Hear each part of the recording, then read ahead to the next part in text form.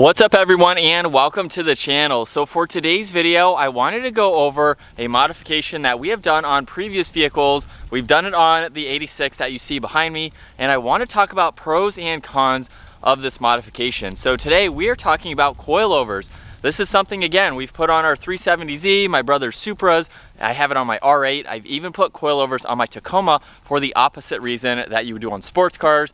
And today we are going to talk about the coilovers installed on my GR86. So this is something that is a very common modification. There's also a debate between going coils or going with the coilovers, or should I say springs versus the coilovers. So today we're just going to talk about the coilovers. I'll talk a little bit about springs at the end of this video.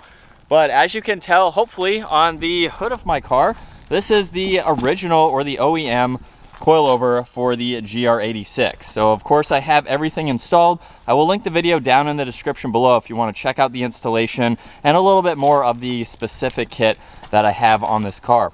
So this is the coilover, just to show you, at least to have a visual, since I can't really show you the ones that are on the car. Coilovers are basically something that is going to not only improve the aesthetic look of your vehicle, we're talking about wheel gap. So on my car, there's pretty much no wheel gap. A lot of stock vehicles have, well, let's say inch and a half, maybe even more, just depending on the car.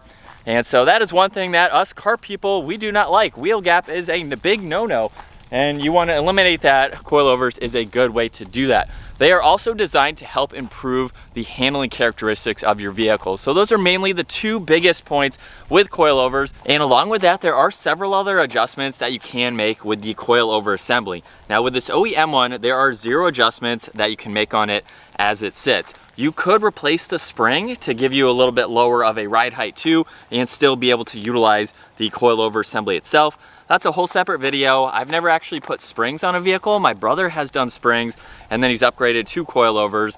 But today's video is just about the coilover itself. So along with giving you that lower ride height, you can also make damping adjustments. That is the compression and the rebound of the shock itself. And a lot of coilovers, it's right in the top of the coilover itself. So there's actually several adjustments that you can make. For the specific kit that I got on my 86, the damping adjustments are just on the rears. I haven't found any for the front, so it just depends on the kit that you're going with. On my Audi R8, I can do all 4 corners, and it's super easy to do. As long as you can get access to the top of this. On my Audi, all I have to do is lift it off the ground, so that way the wheels can droop. I can reach my hand in and make that adjustment. On my 86, I just have to go underneath the trunk liner in the back, and I can easily do those clicks. And you have about 30, at least for the 2 different kits that I have, in order to make this stiffer or much looser. So that is one added benefit for this. And you also have the spring preload that you can adjust as well, and some kits even allow you to adjust the camber. Up front, I did get different tie rod ends for this kit, so I can adjust the camber slightly up front. However, there are some more kits where you can actually adjust the top of the coilover itself. That way you can get the best alignment and that camber that you'd like. Now, if you're spending all of this money on coilovers, I highly recommend that you get a kit where you can make these adjustments. There are some kits you can buy that I've seen that are just like this. You just buy it and that is it. There's 0 adjustments that you can make. If you're spending all that money, you might as well be able to dial it in the way that works best for you and the type of driving that you are doing for your car. So before we get out on the road now behind the wheel of my GR86 to talk about the pros and cons of adding a coilover suspension to your car, well, let's talk a little bit about the history as to where coilovers originated and where they started. So they were first introduced on track-only vehicles, so that way drivers could quickly come in and you could adjust everything kind of on the fly. Of course, you would have to maybe lift the vehicle up, or like I mentioned earlier, my R8 has to be off the ground. This one I can reach from the trunk, so it just depends on your car. But those are quick and easy adjustments that you can make for dampening. If you are really quick, you can take the tires off, do some of the spring preload, and make those adjustments fairly quickly as long as you have a pit crew on the track driving. That was something that was very helpful and beneficial depending on the track, depending on the conditions, and depending on what the driver wanted. If there were multiple drivers driving the same car, it was very easy to go around and make all those adjustments. Like you saw earlier, there's nothing on the stock one, so you couldn't do anything. So adding that coilover suspension really gave you that much more to dial in your vehicle for those track driving purposes. So let's move on now to how a coilover got its name. So a coilover is a spring or coil that is over a shock absorber. So hence the name coilover. It's over top of that shock absorber. Now that shock absorber is a pressurized tube or dampening case that also has a rod, a piston. There's also oil and gas inside of this. Now the piston has little holes or valves in it that will allow oil to slowly pass when there's any sort of motion. So the bigger the bump, the more oil and fluid that is going to be passed through this. Now there's also two different kinds. There's the monotube, which is what I'm holding right now, where this has one rod and one piston. This is the most common type of coilover that is produced today. There's also twin tube, where gas is not separated using a floating piston like it is in this monotube.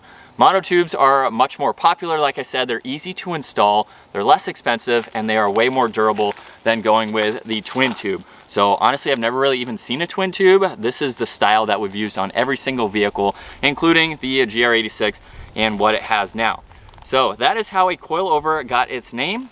Let's go ahead though, get the 86 out on the road, see, was it worth spending the money for a coilover suspension kit for this car, and how did it change its ride over the factory suspension, which I'm holding right here, and was it worth it? So let's go.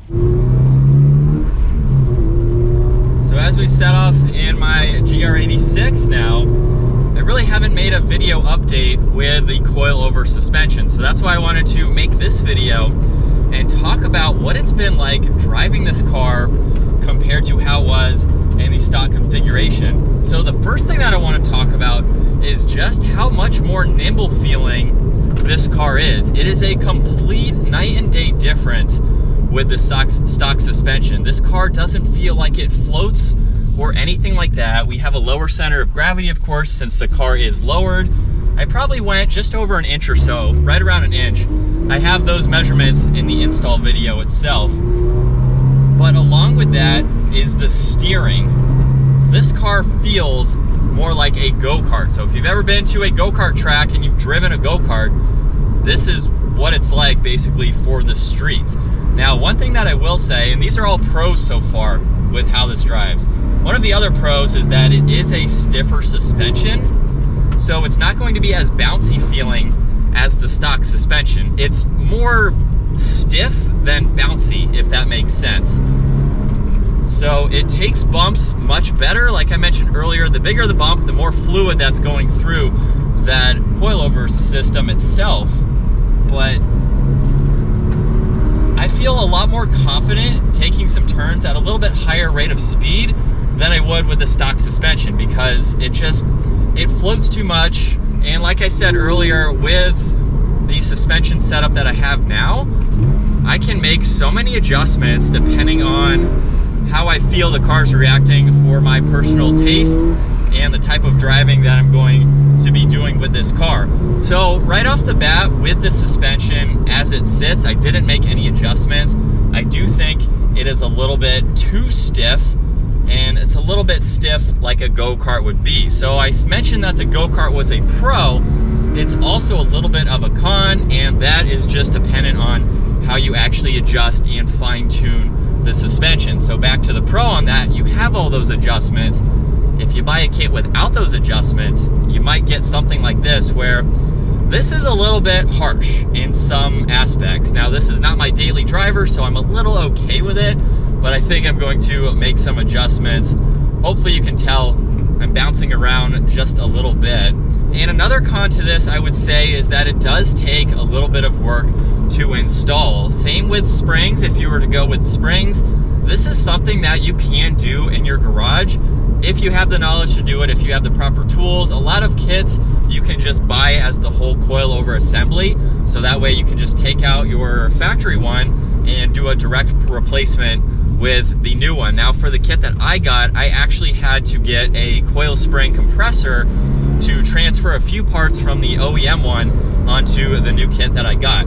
So if you're going to go into this and you don't want to pay someone, it's not all that hard. You just have to know what you're doing, of course, and it can take a couple days. Now, I put that on the cons list just because, I mean, it is a lot of work to do. It took me 2 days to do it just with everything else that I had to do with the car. But it is a little bit of work, but it's something that's definitely worth it. They are also a lot more expensive than springs. So again, just depending on what you're doing and what you're looking to get out of your car. And then the last thing that I want to talk about, not really a pro or a con, is the lifetime of coilovers.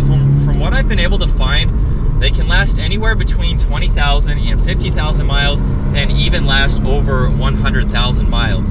So I think it really just depends on how you're driving your car. There's not really any maintenance that you have to do with coilovers, but just being mindful that it's not the factory suspension, checking it every so often. If there's any leaks or anything that you need to fix, it's really just going to be dependent on how you treat your car, basically. And maybe where you live can affect that too. Maybe colder climates can affect that a little bit more. I don't have too much research into that side of it, but it's something that should last a good bit of time. Oh man, there's the lower center of gravity that this car has now, and it's dependent on your car too, but for the GR86, this is one of the best handling cars that you can buy for the money.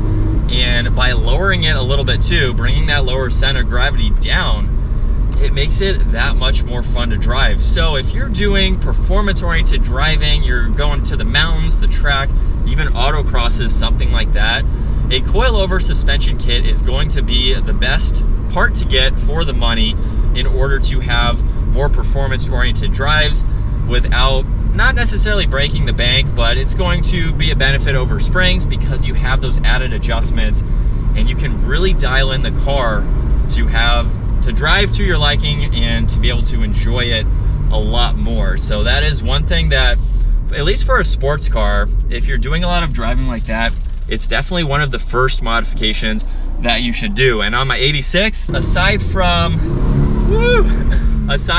the intake, the springs, and some other cosmetics, the springs is basically the first modification that I have done to this car. I put spacers on it for the stock wheels, and so now I have a very good setup for this car. Just depending on the brand too you go with, it's not really going to cost all that much, but it's definitely well worth it for any sports car enthusiast, really. Now, on that pros and cons list real quick, I know there weren't that many cons.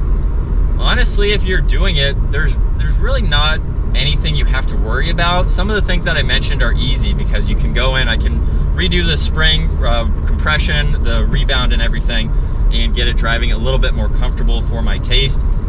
And just aside from being more expensive than springs and the lifetime of them, it's really a highly recommended modification that I would suggest if you want to eliminate that wheel gap, but you also want to get a better ride. Real quick, I'll talk about coilovers for my Tacoma. That was in the opposite direction, of course, lifting the vehicle versus lowering it. And even on a lifted truck, that was something that was much more beneficial than my stock suspension. I had a few adjustments that I could make, not quite as many, the kit that I got as compared to the one on this car or my R8, but it was definitely beneficial for a better ride and better clearance for off-roading in a truck, and you have pretty much the same type of benefits for lowering and going to the track. But that's going to wrap it up for today's video. Be sure to check out the full detailed installation video for these coilovers for this car, and then we have several others, R8, Supra, GTR, even the Tacoma, if you want to see some different types of vehicles too. If you enjoyed today's video, give it a huge thumbs up. Consider smashing that subscribe button so you don't miss out on our daily uploads. I will see you all in the next video.